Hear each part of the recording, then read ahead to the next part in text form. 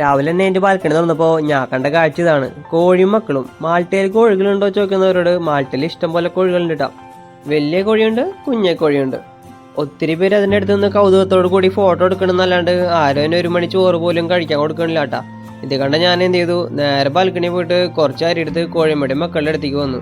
എൻ്റെ ഫസ്റ്റ് ഇയറിൽ തന്നെ അരിമണി കഴിക്കാനായിട്ട് ഓടിത്തിയത് കോഴി മാത്രമല്ല കേട്ടോ, കോഴിയും കോഴിയുടെ കുഞ്ഞുങ്ങളും അടുത്ത പരിസരത്തുള്ള എല്ലാ പ്രാവുകളും ഓടിയെത്തി. പിന്നെയാണ് എനിക്ക് മനസ്സിലായ കോഴി മക്കളും മാത്രമല്ല വിശന്നിരിക്കണേന്ന്, കൂട്ടത്തിലെ എല്ലാ പ്രാക്കളും വിശന്നിരിക്കാന്ന് മനസ്സിലായി.